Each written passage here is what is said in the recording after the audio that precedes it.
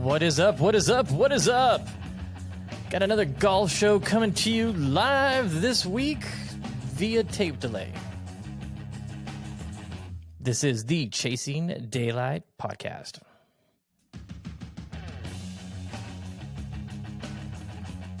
I need to listen to this song more. It's a really good song. Don't listen The only to time I've ever heard it is on the podcast. That's it. Wow. Reminds me of like a WWE entrance. Yeah. Stone Cold breaking the glass. That's what we need when we have somebody on. Bring the Stone Cold music out. Really? You've never listened to Fugazi at all? Never, no. Wow. I think you would really like Fugazi. I've heard the name, but I just, Oh, man, never listened to them. They are what made me fall in love with music. Interesting. My sister was a metalhead, growing up in the 80s. It was Ozzy Osbourne and Motley Crue and Van Halen and Foreigner and all those groups. So I kind of grew up in that era of music. But so they're 80s? They're 80s? No. They're late 80s, early 90s. Okay. Punk. All right. Well, maybe I'll check them out. Good stuff, man. Good stuff. So, Joe, hitting greens. How you doing tonight, man? I'm doing well. Yeah.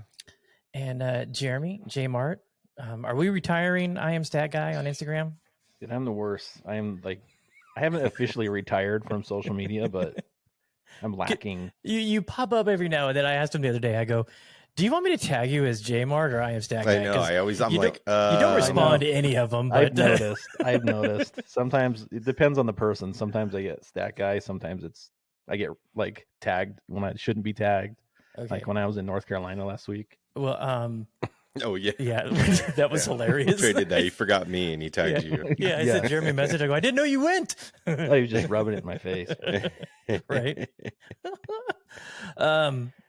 Yeah. So we'll officially stop tagging you with I Am Stat Guy, and I just do both. Just do both. I usually just do both. You have a split personality. Yeah. Well, hey, why don't we just do this? I will do better. Okay, there we go. I'll do better. Hey, that's I can accept that. Okay. Commendable. I can accept that. That's commendable.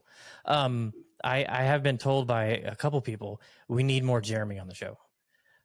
Not enough Jeremy talking inside chatter banner. So you're on notice. Okay. Time to bring it. Yeah, I'll climb out of my shell. There you go. So before we get into Joe's North Carolina trip, because that could take an hour in its own self. Probably. You got some water to drink because your throat may get a little sore talking so much. Let's chat a little bit about some of the things. So I reached out on Instagram and asked some people, hey, we got the show tonight. Anybody want to throw out a hot topic that we need to chat about? And we got a couple comments on it. Let's see here. Chris Torres, the explosion of golf gurus on social media.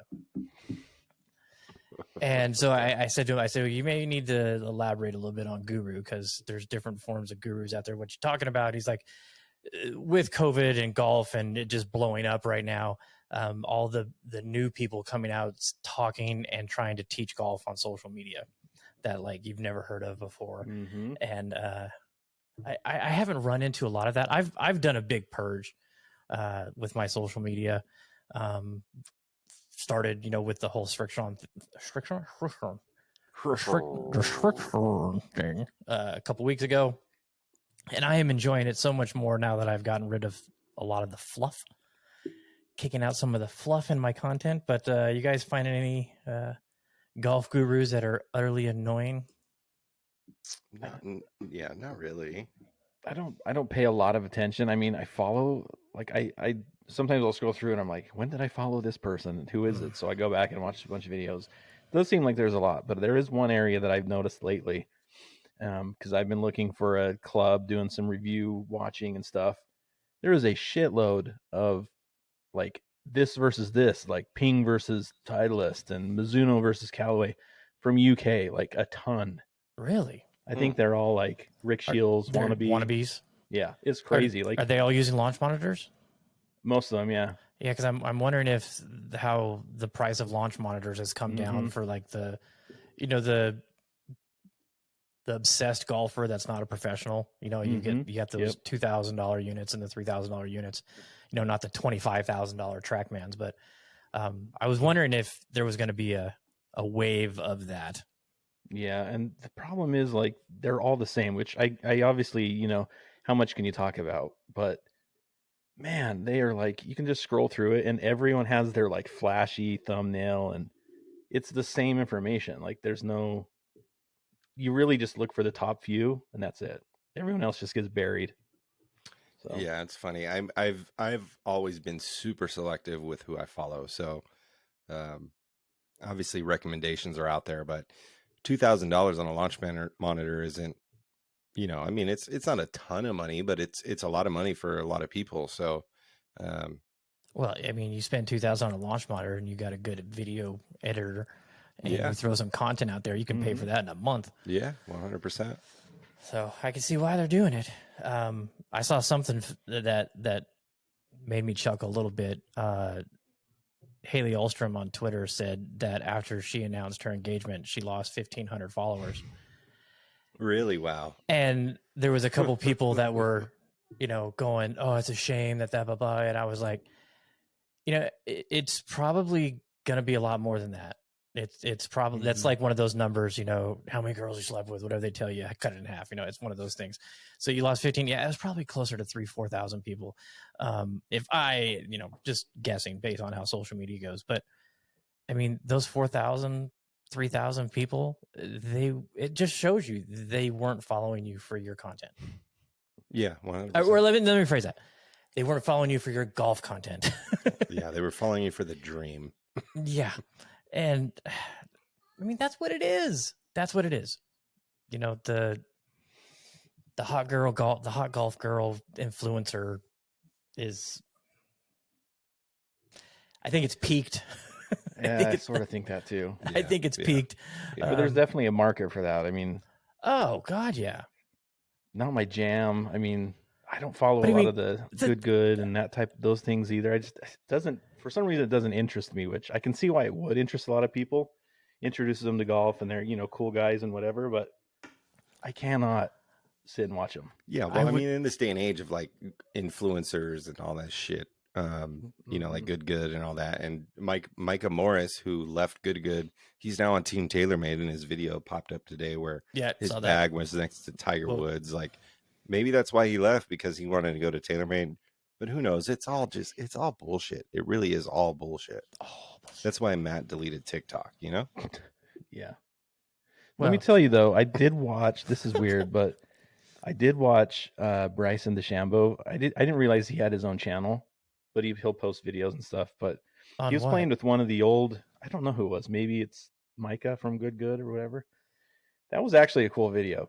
And the reason I say that is, you know, a lot of people don't really like Bryson, but it was cool to see him outside of the, you know, the D-bag persona, giving tips and things like that. It was kind of cool to see that, him playing just some local muni in the Dallas area. Yeah, I would be totally interested in watching him just be himself, not this fake persona. I have to be 100% cool to get some view. I just don't like what he's doing. Yeah. Oh well. What was I gonna say? I had something else on the social media stuff. I can't remember what it was. Now you're over TikTok. You're moving on to Tumblr. Tumblr. No, hey, there's a new app that I want to try. I don't know if you guys have heard of it. Is it Donald Trump's? No. It's called Swell. Swell. SWELL. Yeah, no. I'm not as hip as you are. Why what do you mean? I'm just saying you're hip. You're onto the social media, the next wave of No. apps. This is just something that I came across and I thought it was intriguing. It's a conversation app where you leave a voice recording on a topic and people respond with a voice recording.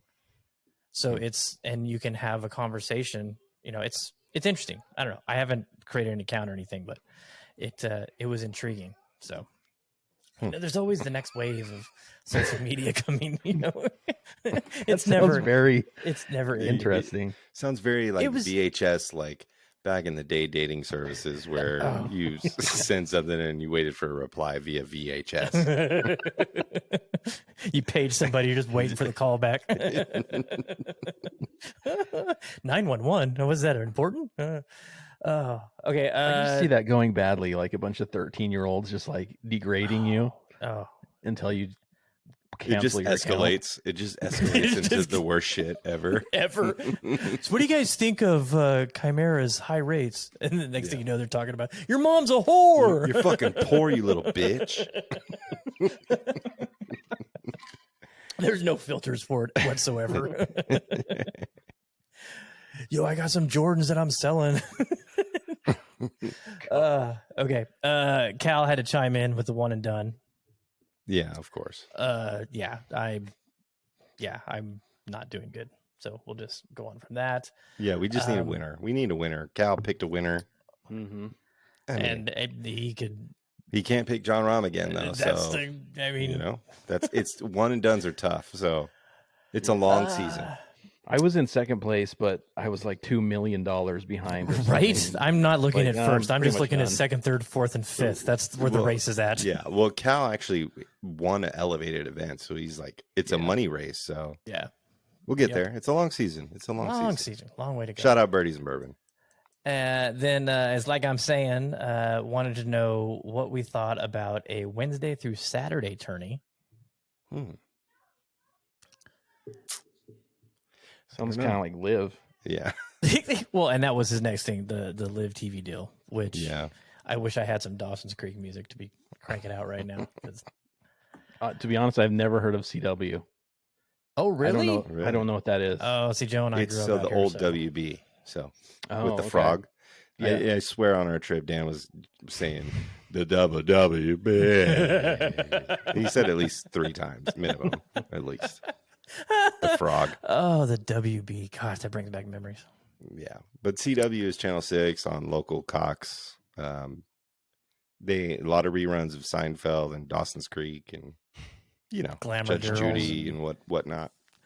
Yeah, but from what I heard, it's all speculation. I guess people are just talking. I don't know how truthful it is, but apparently it's only going to air between 2 and 4 or 5 a.m. in the States. Huh. I mean, I would assume it's going to be pretty limited. But good on them. They got a deal. I mean, it's not like a local network or whatever. I mean, it's not like a well-known network, but it's available in a lot of places. From what I understand, so if you have, I feel like watching discretionable money, just so much cash. Are you happy that you're on the CW? I mean, no, yeah. I no mean, one I else feel will like take 'em. Yeah, nobody else is gonna take them. I just feel like watching golf on like a static-filled TV channel is not gonna be worth it. So Adjust the tracking. Yeah, you have to move your bunny, the you need to take tinfoil your, on your. your dating VHS out of the recorder and I also read that some the tinfoil. the CW does not report viewership because it's not a channel that is required to do that. Interesting. So they will not have to. We don't know how many people are watching, basically.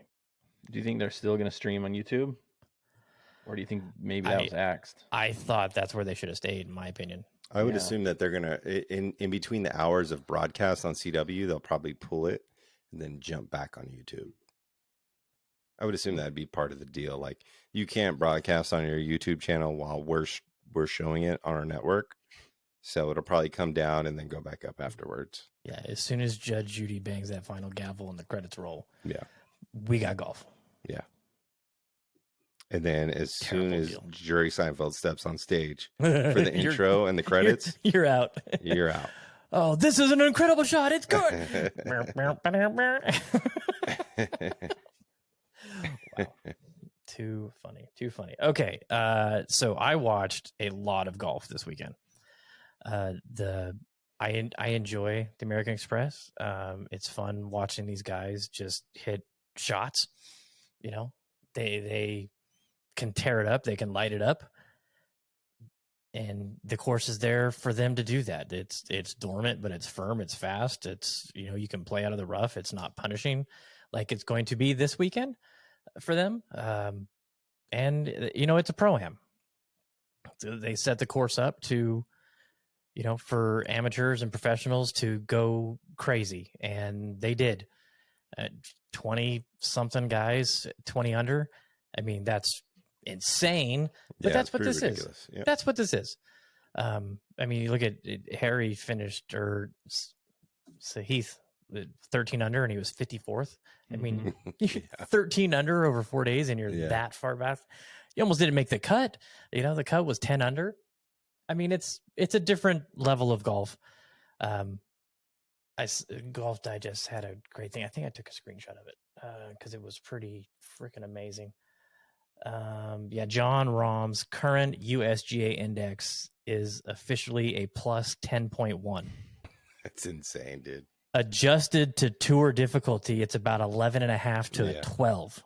It's crazy. They said if a 5 index played Rahm at La Quinta from the tips, Rahm would need to give 20 shots, which still wouldn't be enough. He goes, insane, man. That was Lou Stagner on Twitter. He said Rahm is good at golf, very, very good at golf. Yeah, I mean, we were joking about it or talking about it in the Instagram chat, I think, where like, where would you want to move it? I brought up Coyote Springs, I know, and it's like wherever they play, they're gonna figure it out over time, and it's gonna, you know, if you don't make that rough super thick or make it super penalizing off the tee or whatever the case may be, they're going to figure it out at some point because those dudes are that good. Yeah, the no lane up guys had a great take on because this isn't an elevated event. What's going to happen with these tournaments that are kind of, yes, you're FedEx Cup, but you're not an elevated event. You still need a draw. And so they were thinking that, you know, the Pro-Am may be the way that some of these courses secure some funds, because, you know, they're expensive. Those Pro-Ams are not cheap, and definitely not. And that's a lot of money coming in for that. And, you know, they set these courses up because they want these rich motherfuckers to come in and dump, you know, 50, 60 grand on a spot and enjoy their round of golf with the pro. You know, where if you take them to, you know, Torrey with thick rough or Riviera, they're going to hate themselves and never come back. So I can see, you know, it makes sense why they do it. And, you know, like we said at Kapalua, everybody's got to play the same course. And, you know, it just, you go on a heater like Rahm is right now, man. It's tough. Yeah. Dude, his swing, I saw a video today, a slow-mo swing of his video, and I saved it, and I've been watching it. His lead arm doesn't go past parallel, hardly. I mean, barely.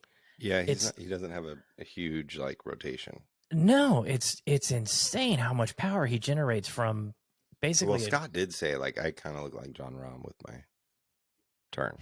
A little bit. No, your club goes way past parallel. But it's close. His arm doesn't go past parallel. Not the club, his arm. It's not even remotely close.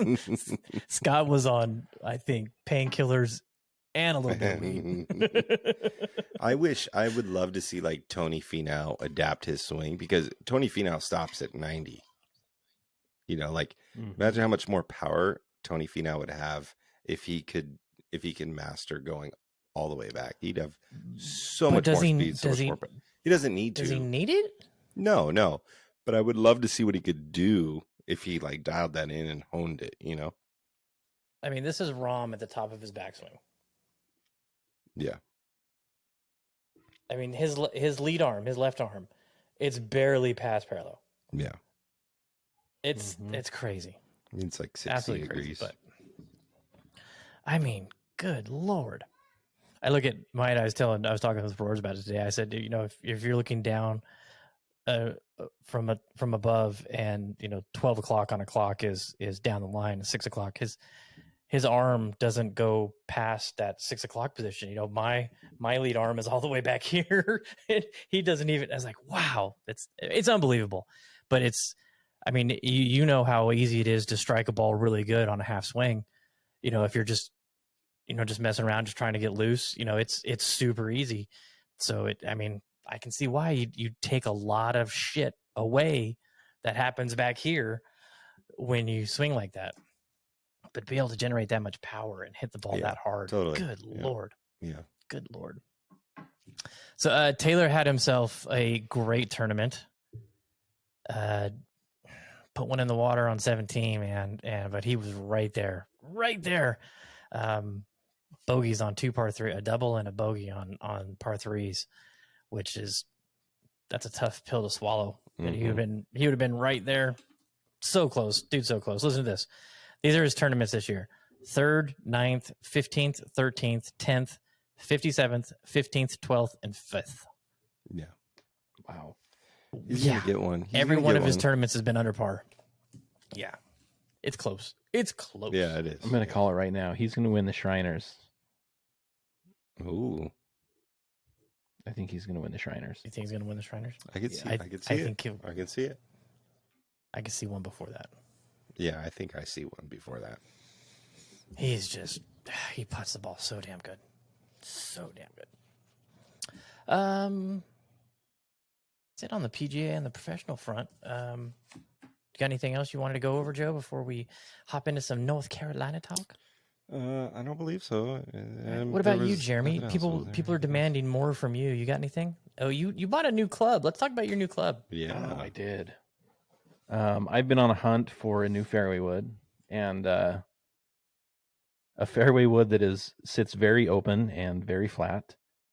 And I considered PXG based on Eric's opinions. And Trey, I considered another ping, but we all know how that ended. And so I went with Mizuno.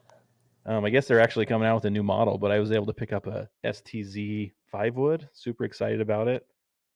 Apparently, based on all the things I've read, if you hook the ball with the fairway wood, you cannot hook this golf club. So we will see.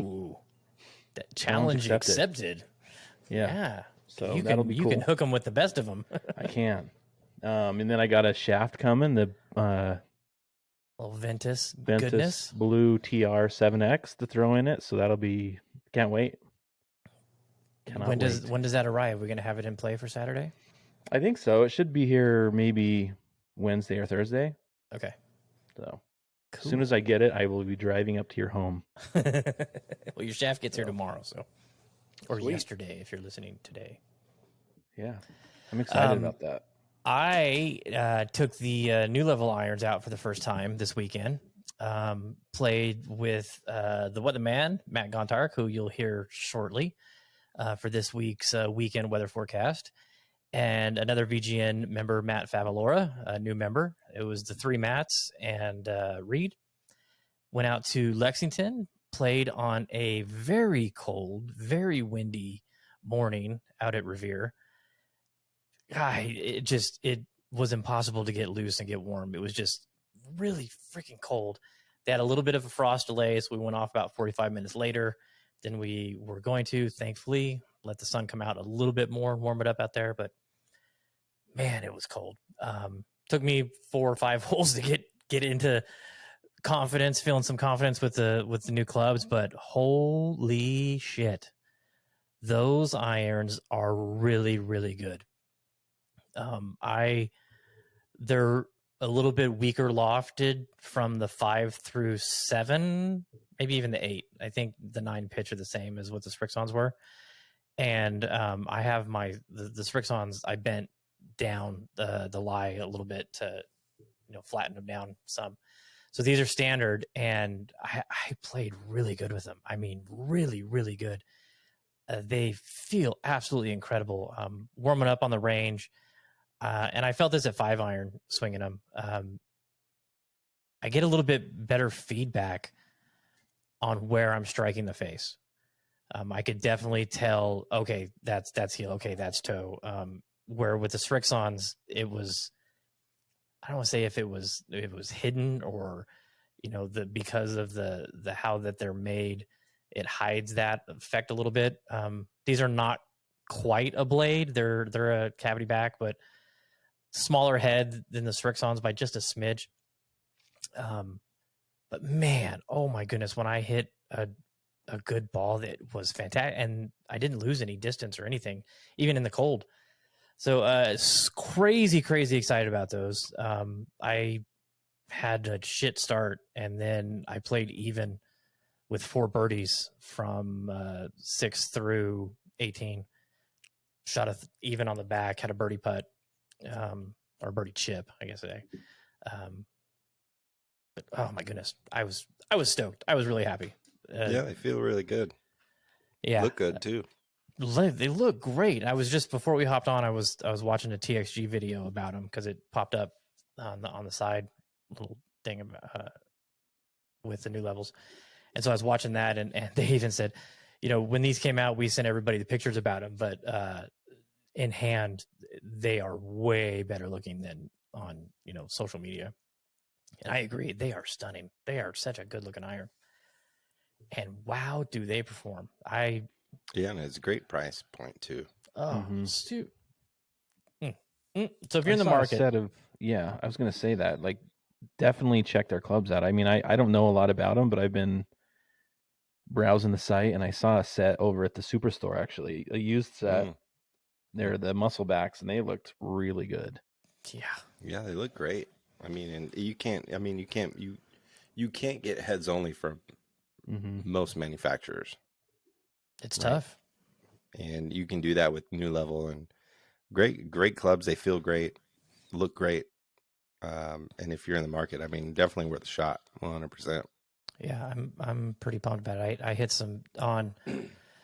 So on the back at Lex, you got 10, par 5, 11, 12, the little dog leg to the right.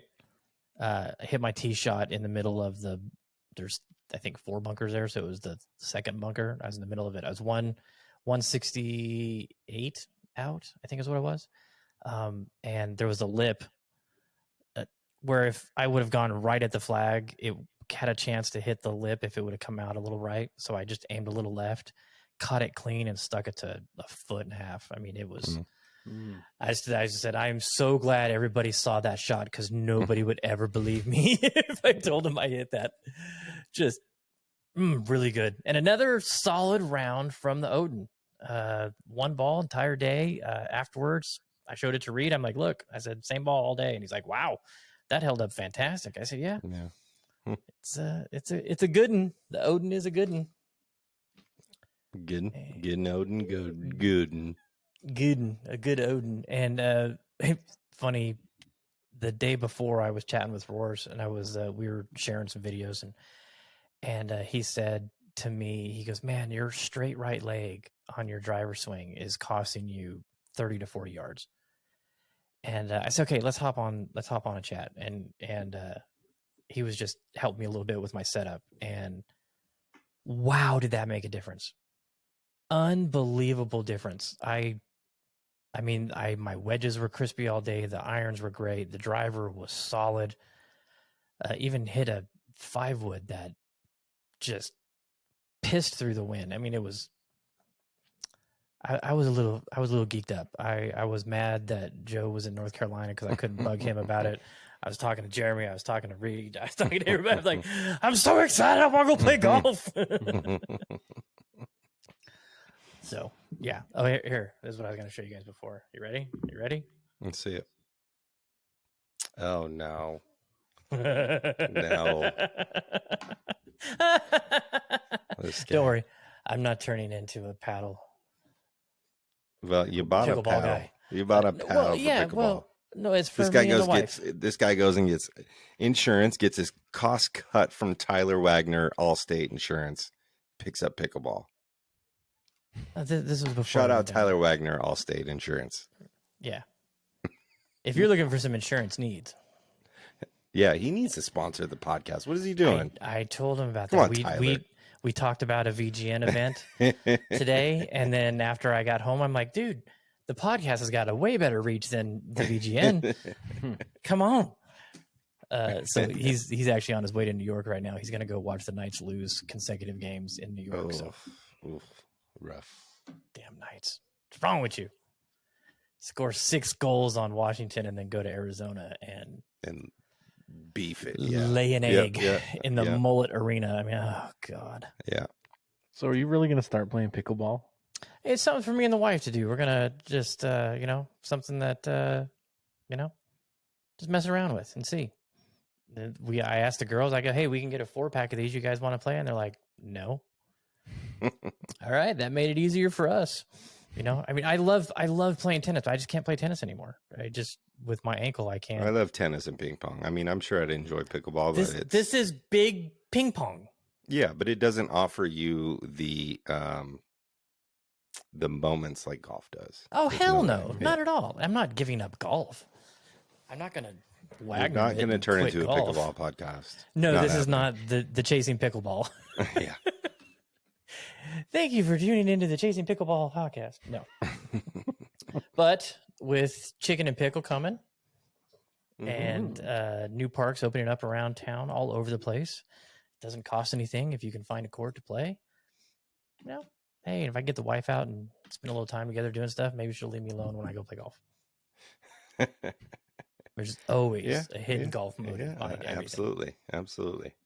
All right, Joe, let's talk some North Carolina. Yeah, let's do it. What do you want to know?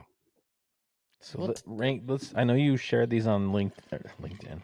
LinkedIn. You shared these on Instagram. Can you tell me the order you're ranking? Joe's not on social media. Yeah, 100% easy. I mean, Southern Pines is number 1, 100%.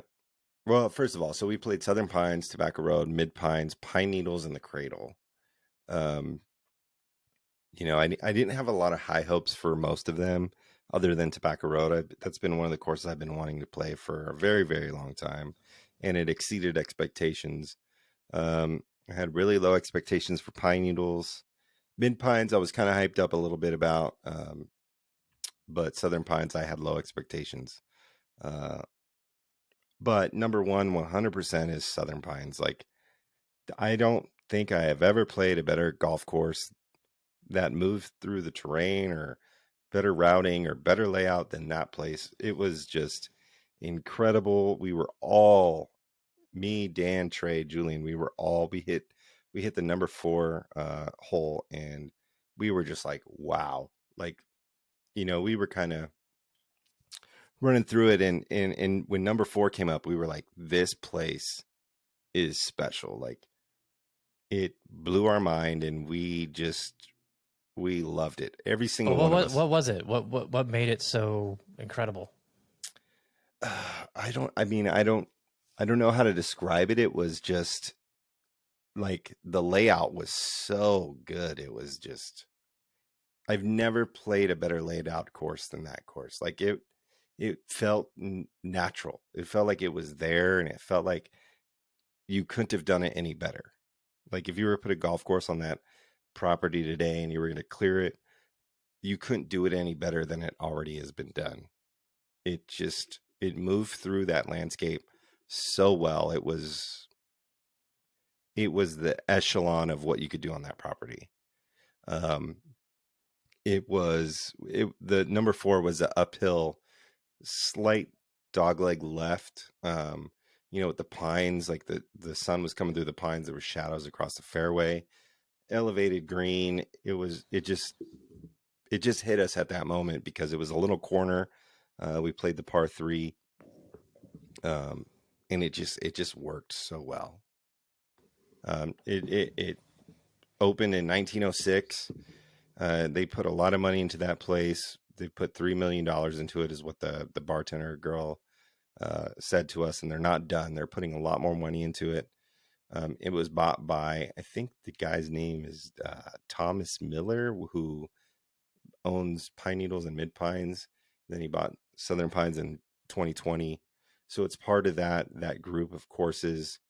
And it's going to blow up. I still think that place is flying under the radar a bit, and it's going to explode. They're putting in a putting course.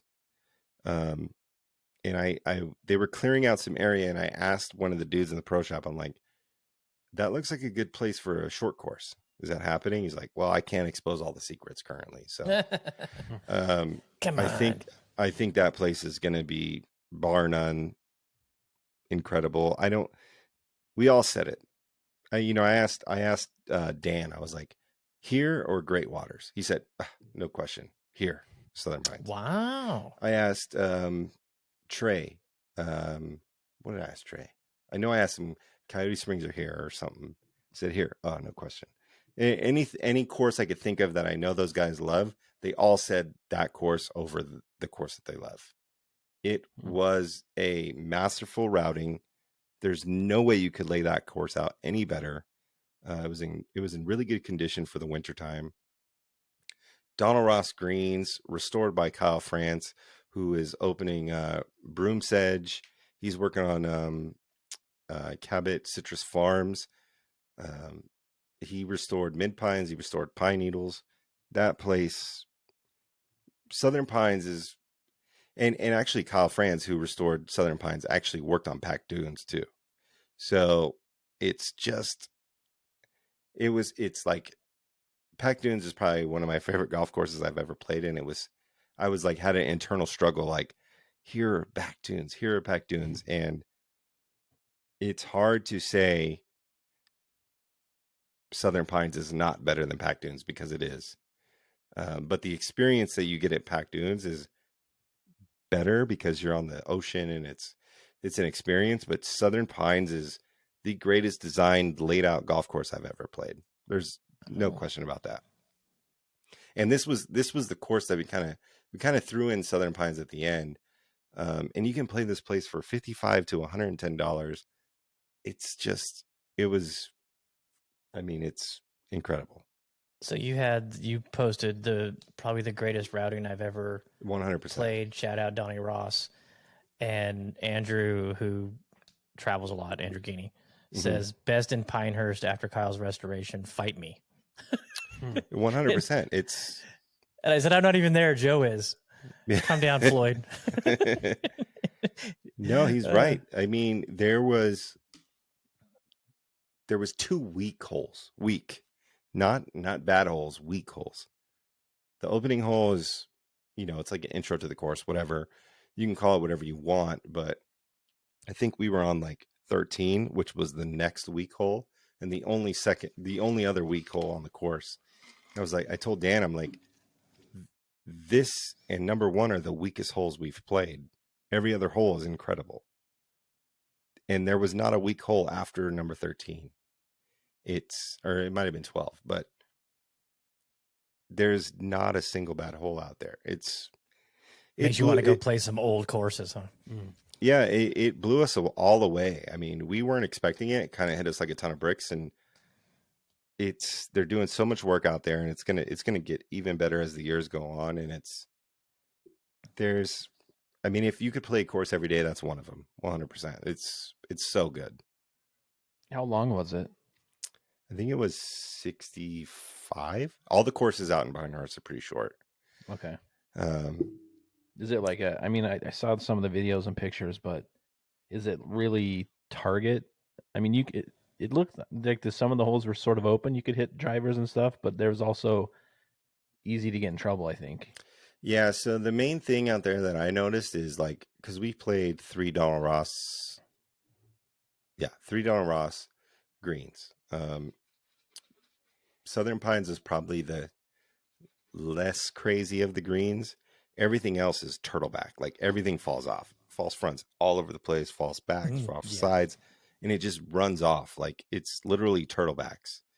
We just kept saying, like, I just got Donnied. I got Rossed. Like, because everything is falling off. You can't hold those greens. But Southern Pines is a little less severe than the others that we played. But those greens are pretty treacherous, because just like Reese Jones, like you think it's going right, but it's actually going left. Donnie's got that in there where it's hard to read. But once you start figuring out, I could see how you could understand it a bit better. I started looking at, if I was putting on a green and it went a different way, I tried to, put that in my head and understand it went this way. And then on the next hole, I said, if it looks like it's going this way, maybe it's going this way because that one went that way. What's over there?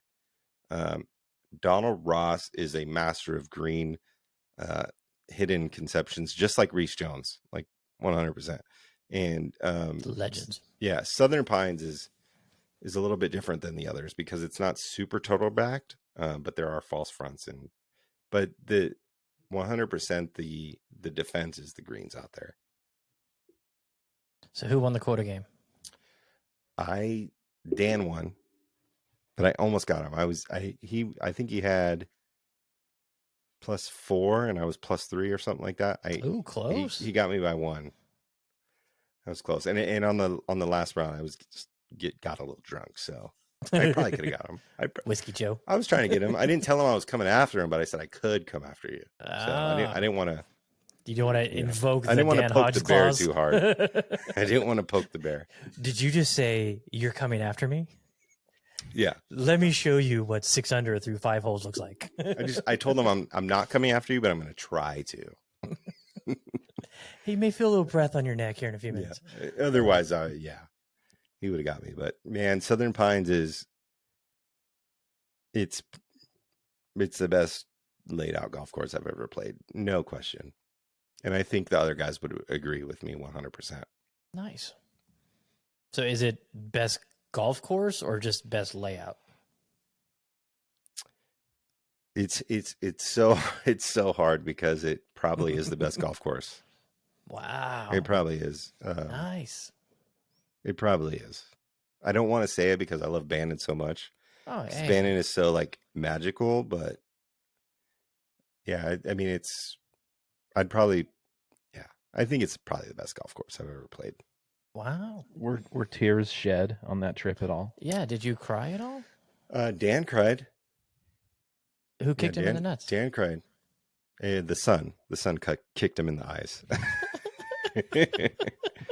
No, we were taking like a picture and he was staring right into the sun and he started crying. He's like, dude, I was trying to.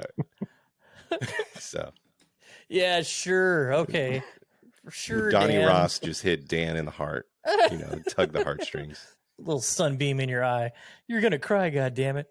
Yeah, no real crying, but, and that's the thing is like we all know I love Bandon a ton, and Trey even mentioned on the trip, he's like, you gotta stop comparing everything to Bandon. So I kind of took that to heart a little bit. Why? Because it's really, really, really hard to compare a coastline course in Oregon to a Carolina Pines lined golf course. Of course. They're very different.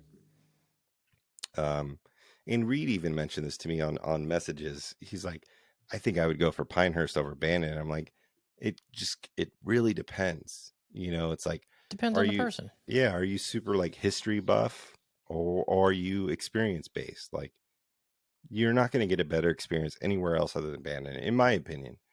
But you're going to get a great experience in Pinehurst as well. And if you're super into like history of the game and like Donald Ross or however it acts, that place has been around for a long time. So it kind of depends. East Coast is a little different than the West Coast. Yeah, it depends on how you want to experience it. So they're very hard to compare, and that's what I walked away.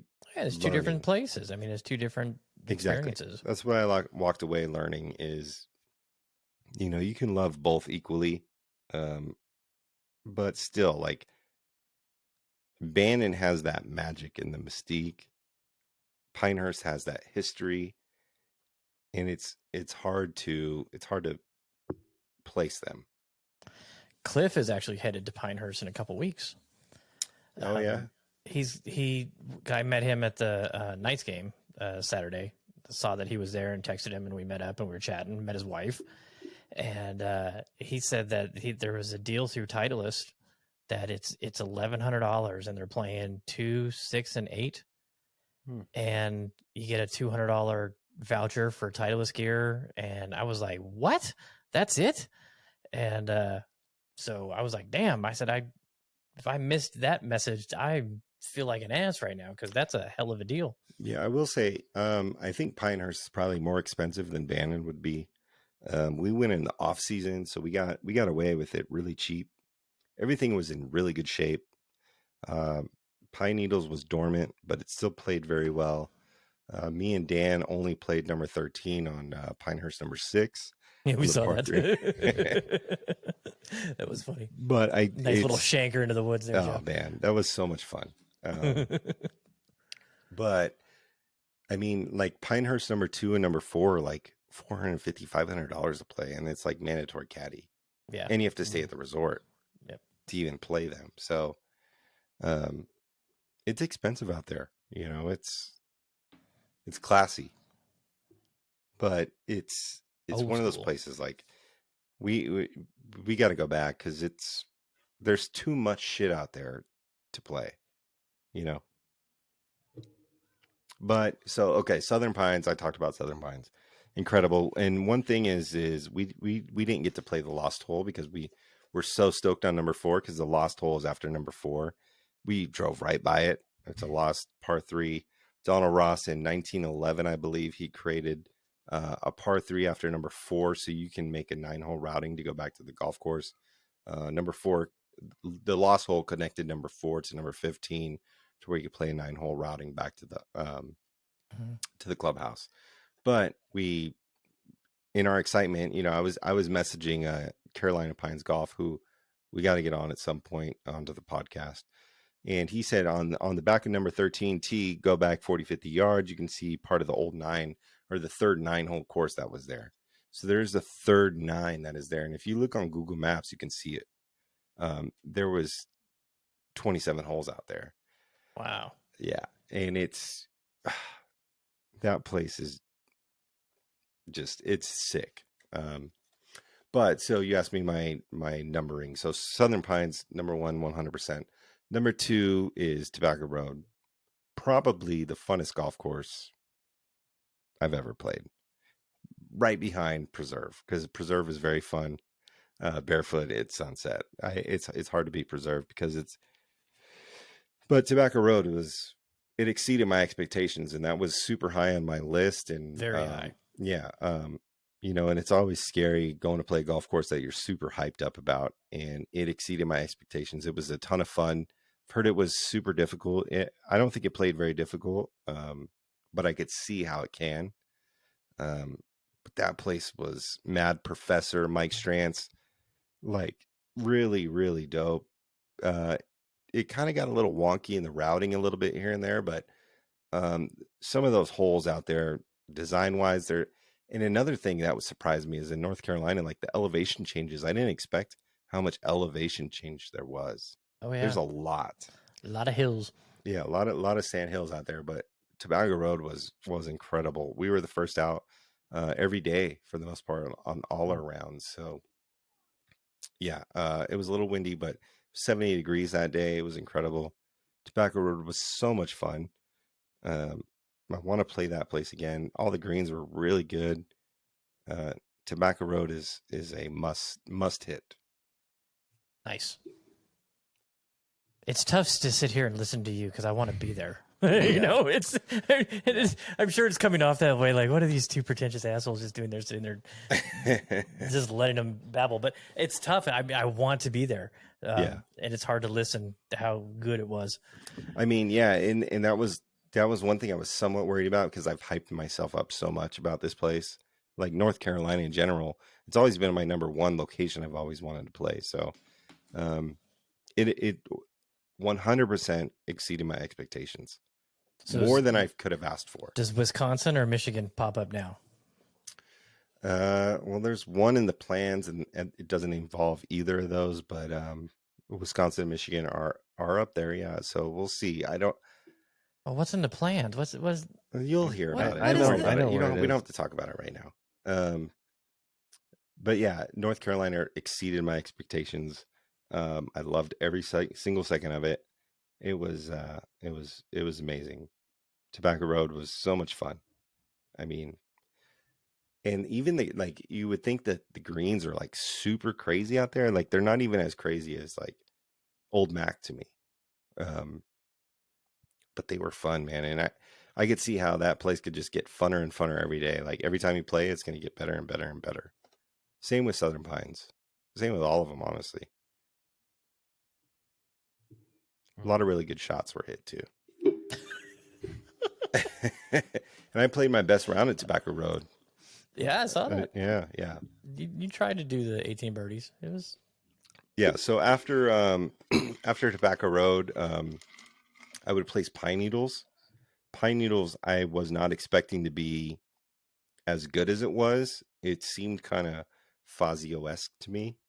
The routing through the hills and like kind of some of the green placements and the kind of blind tee shots and things like that. Not as drastic as Fazio would be, but we weren't even really planning on playing Pine Needles, but it's right across the street from Mid Pines. So Mid Pines, we played the morning of Friday. So we were like, we did 36 on Friday, and Pine Needles was right across the street. So that's what we did. But playing U.S. Women's Open course, it was really cool. It was super dormant. Like the fairways were super dormant. The greens were great though. But there was a lot of really good holes. There was some holes that looked like Pine Valley to me. That was our preserve round. Like when we went to Georgia, that was our second round of the day. We were drinking. We were just having fun. We played a shamble. Me and we switched every 6 holes. Me and Julian took out Dan and Trey on the last round, and Julian was super hyped about it. We took them out in 3 holes. So, but Pine Needles really surprised me how good it was. I didn't expect Pine Needles to be as good as it was. I don't know why. I don't know if it's just because I didn't expect much from it, but Pine Needles was really sick. And what's the last one you played? And then I would rate Mid Pines at the end of it. And Mid Pines is no slouch. I mean, Mid Pines was incredible. I mean, super difficult. I don't think we were playing skins. So what we did is we played $20 skins each round, and then we were playing the quota game for the trip. There was 1 birdie skin awarded on Mid Pines. Oh, wow. Everything else was either pushed or it was a par skin. We played par skins because we only had 4 players. But yeah, it was a little bit tighter. It was probably the tightest course we played.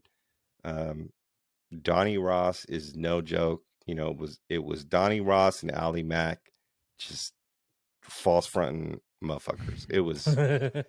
I'm telling you, man. Like we knocked off Donald Ross, we knocked off Kyle Franz, and we knocked off Gil Hanse. Even though the Cradle's not really like full course, but Donnie Ross greens are fucking treacherous. You're landing balls on the top of the ceiling of a Volkswagen. There is nowhere to miss. They just fall off. It just literally, they're elevated, and there was no rough on any of these courses. No rough. They just roll forever. Just roll. They just roll into the out. sand.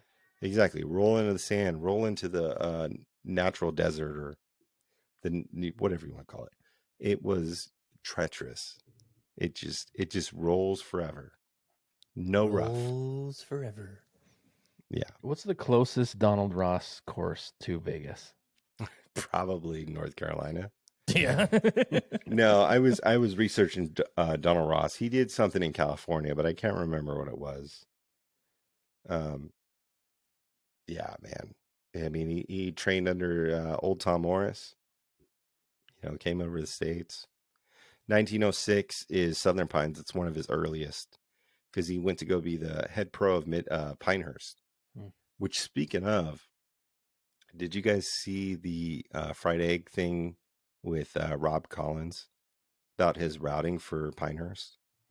For the new one? Yeah. So did you see it? Mm-mm. Okay. So Rob Collins of Sweetens Cove fame, Landman fame, he's doing Red Feather. He submitted a plan to Pinehurst. This is on the Fried Egg podcast, which I suggest everybody go listen to. Really good. 140 acres out in Pinehurst, when they have like 980 acres available for development. He came up with him and Tad came up with the plan to make a routing with, I'm just saying, 23 greens, right? But you can route 5 different golf courses on it. So every day you can change the routing, and it's 5 different golf courses on 140 acres. So it's like the purple routing, the red routing, the black routing. All the same golf course, just different routing. Yeah, exactly. Same piece of land, but different routing. That's awesome. You can play it 5 different ways in 5 different days. I mean, Sounds like Zach Blair's ideas for like Buck Club. yeah, and I think it's the way it's going to go. It's kind of a choose your own adventure. It's the music festival, which Andy mentioned this on the podcast, but it makes sense. It's the, go to this stage, go to this stage. Where do you want to go? Like sit here for a bit, and that's the Sweetens Cove model in a way too. But I think it would be so sick out there, and I'm hoping that'll happen one day. I don't know where I was going with that, but and if you don't listen to the Fried Egg podcast, like you need to listen to that because it's really super. I mean, they geek out on golf architecture. Super golf architecture. I mean, I was looking up Kyle France, who he restored Pine Needles, Mid Pines, and Southern Pines. He's working on his own called Broom Sedge. He is working on Cabot Citrus Farms right now. He's going to do that place first is sick. That place is going to be sick as fuck. But yeah, go check out Fried Egg podcast. Really good architecture golf course podcast. All right. Let's do a little segue. Before we end the Pinehurst, North Carolina talk, shout out Lisa at the Pinehurst Track Restaurant. Best breakfast in Pinehurst. She let us steal a coffee mug because on the coffee mug there's ads for the Pinehurst area, and one of them was Theo's Tavern. So she let us take one. Cheap breakfast. We were there 2 of the 3 mornings. And Lisa just got fired. Nobody's listening. But yeah, really good breakfast. Go there. That is a must stop. It was funny because we showed up and we heard them in the kitchen. They were talking there. We got golfers here. They were so stoked for golfers to be there because it's the off season right now, and we were really, really lucky with the weather. It was 70 degrees. It was second day was 62 degrees. Third day was the coldest, but it was amazing in the last 5 holes. It snowed crazy. Shout out Bob. But no, we really lucked out, and it was cool to experience it. We were the first people there at that track restaurant every morning, and they were stoked to see us. And Pinehurst Brewing, shout out Pinehurst Brewing. Place is amazing. We can't wait to get back. I got to go back. There's too much golf out there. Yes, I agree. I haven't even been there. Yeah. All right. The weather was a good segue. Let's listen to Matt and hear what's coming up for this weekend. What's up, everybody? Fox 5 meteorologist Matt Gontarg back again with a golfing forecast for this upcoming weekend. Saturday and Sunday look like some good days, especially to start the weekend.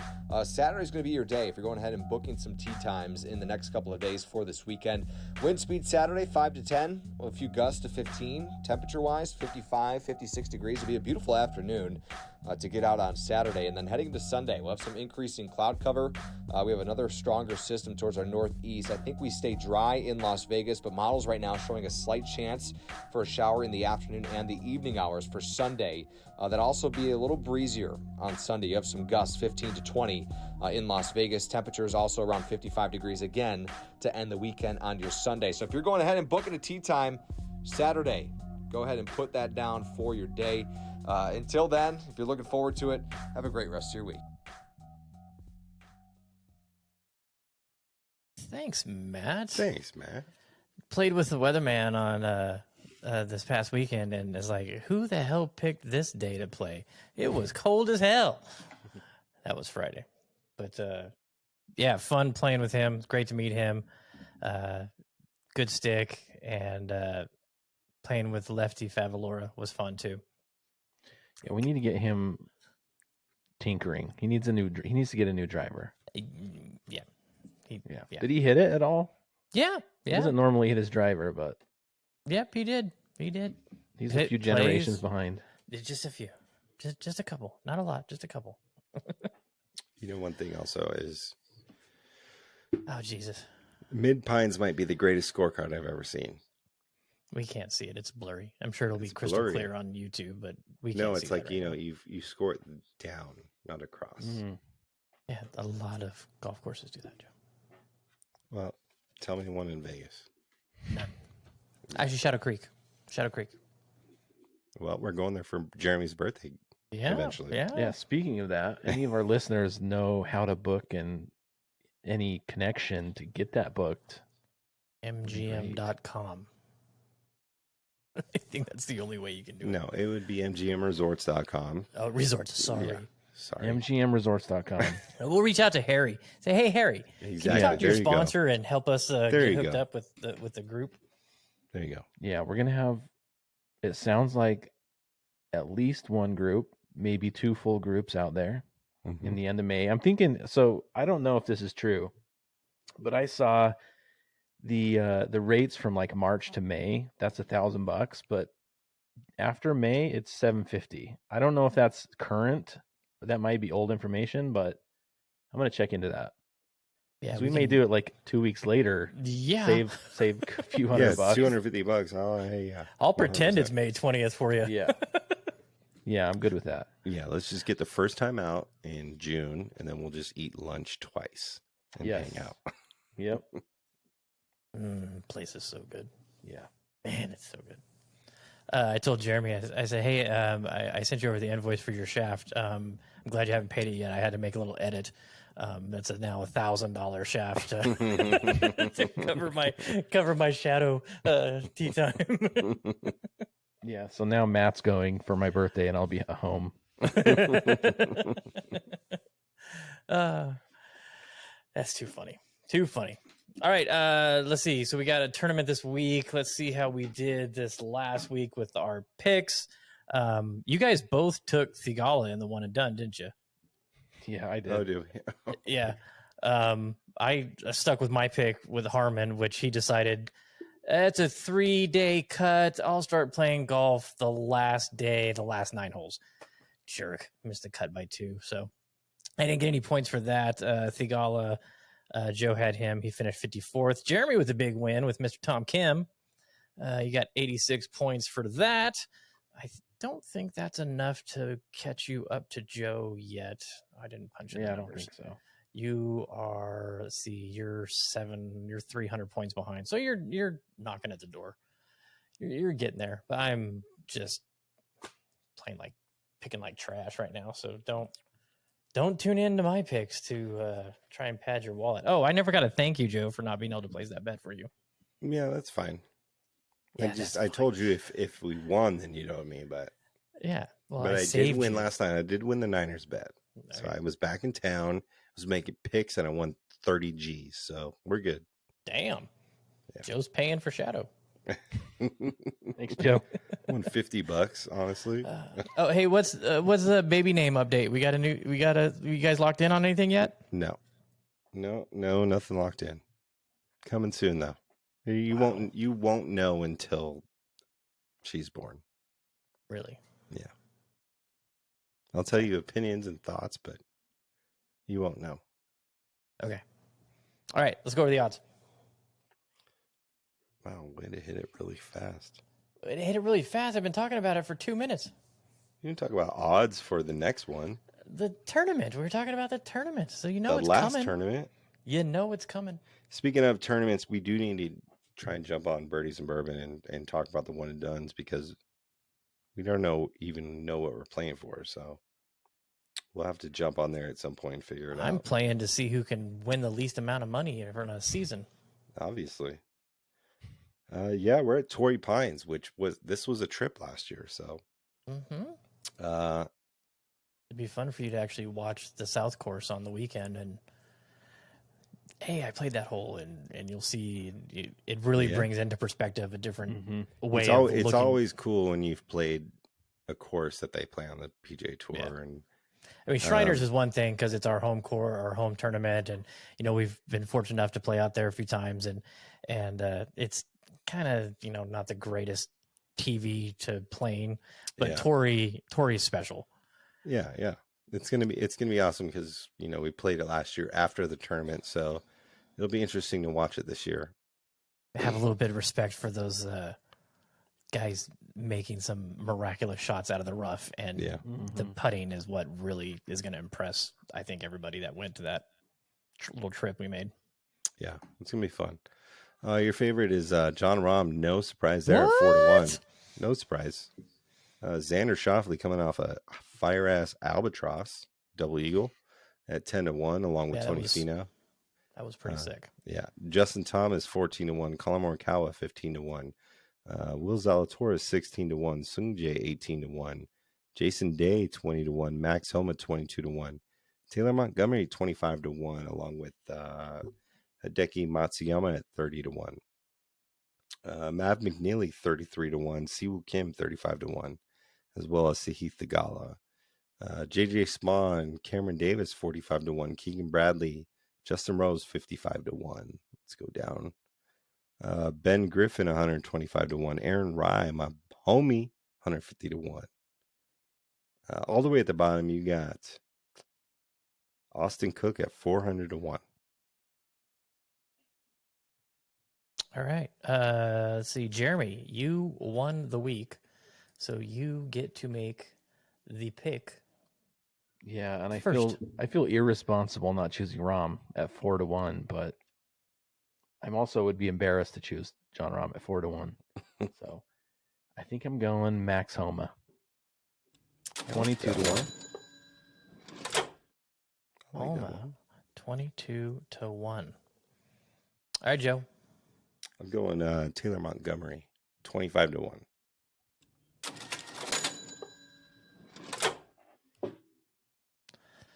Oh, nice blurry screen there, buddy. Put the bet in. It's clear on my end. I know. It's just not on this. You're a Well, pixelated 28-bit. I feel like Taylor 8-bit, missed his sorry. opportunity to grab his card because he went to go play the U.S. Open. Torrey Pines is playing well. He knows the course somewhat. I think that's a casher. Put $20 on him. And that's my one and done, so don't take it. That's your one and done. Yeah, Yeah, I'm I'm taking not- Taylor. I'm not taking him at that course. I am. I want him to win, but I just the thing that's making me look at different players this week is they've played Kapalua, which was wide open. You could bomb it. Don't have to really worry about playing much out of the rough. It's a dry Bermuda. It's a little bit different.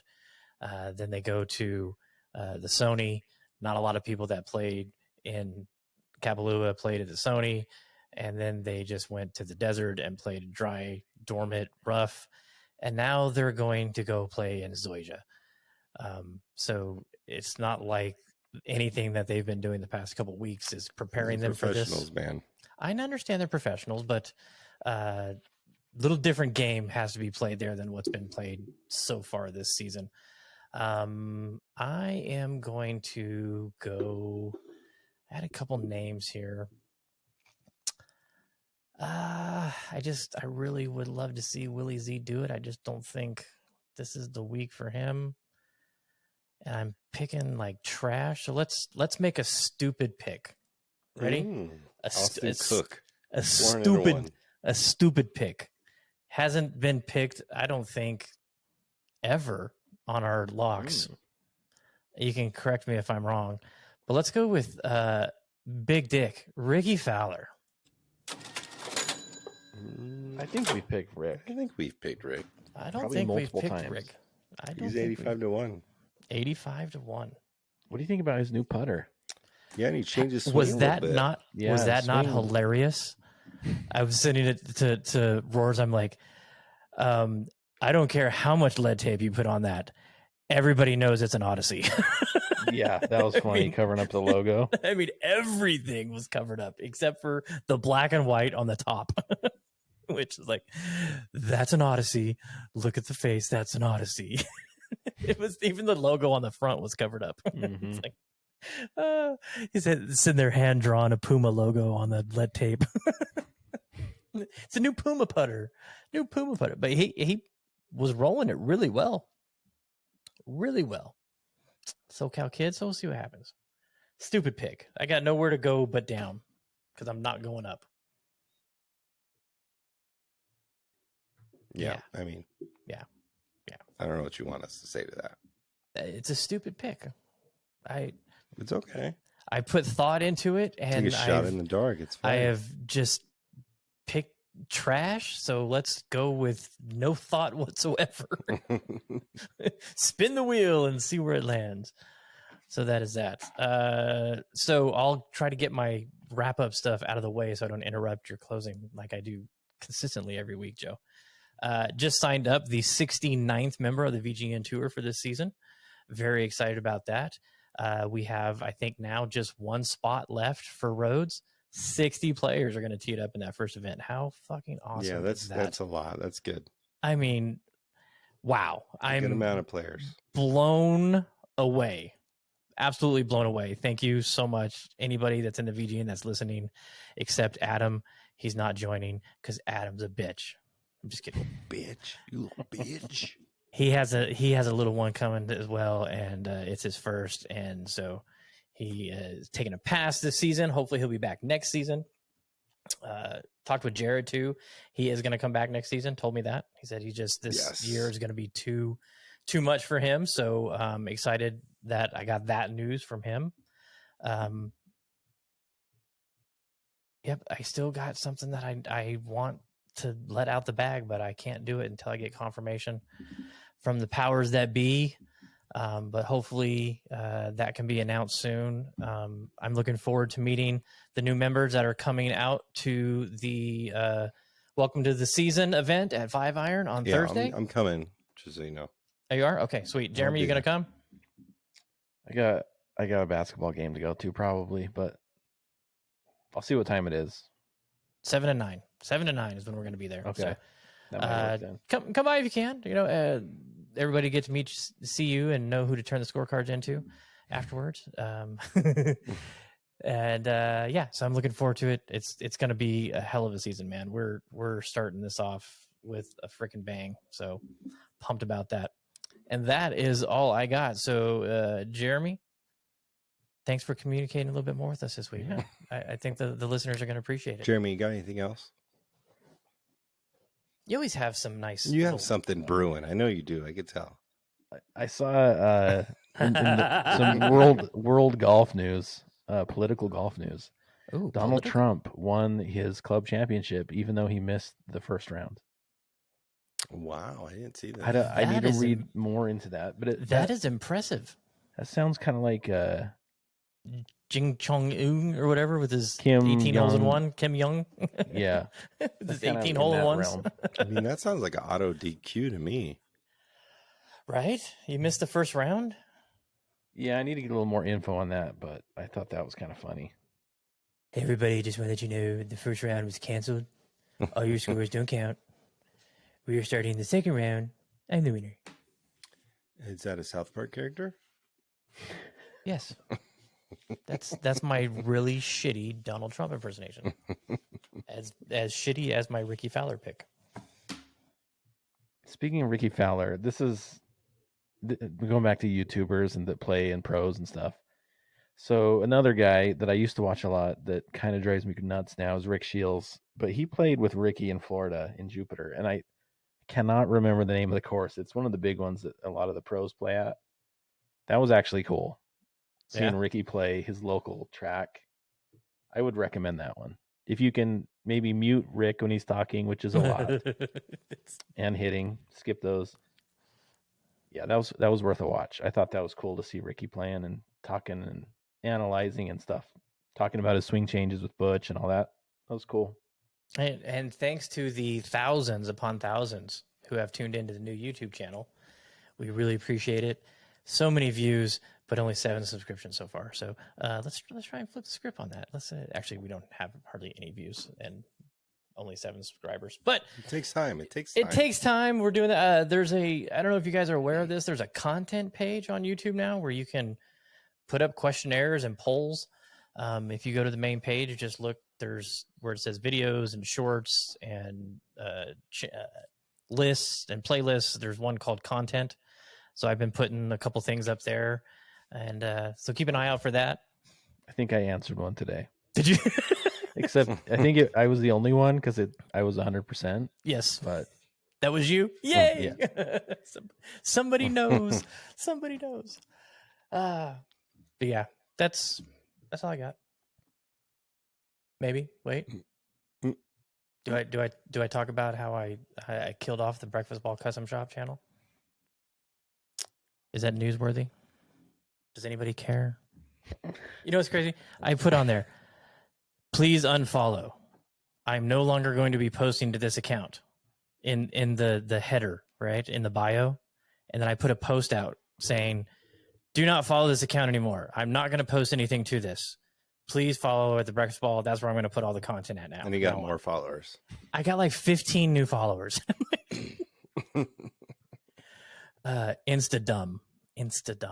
So yeah, I've been posting some videos and reels of the club work and stuff on the Breakfast Ball, and it's getting a lot of interaction, a lot of comments, a lot of questions, a lot of feedback, and I like it. So I'm just gonna keep doing it there, and that other channel is there in limbo until Instagram actually follows their own policies and deletes inactive accounts, which they never do.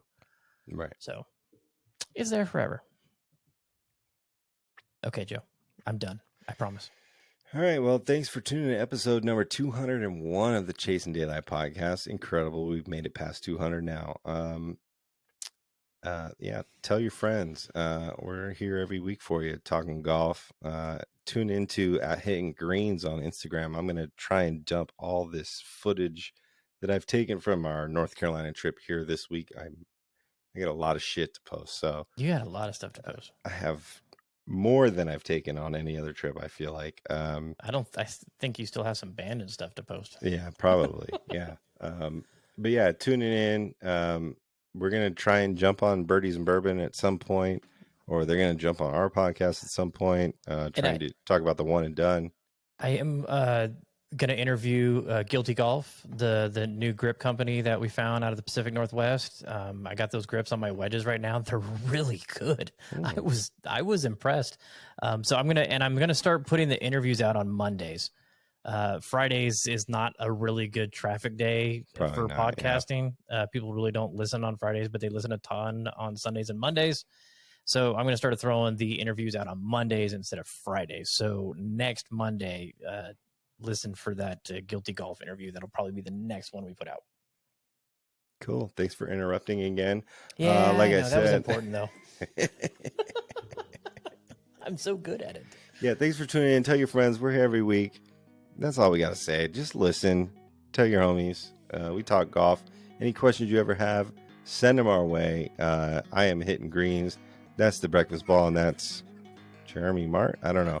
Or I am Stat Guy.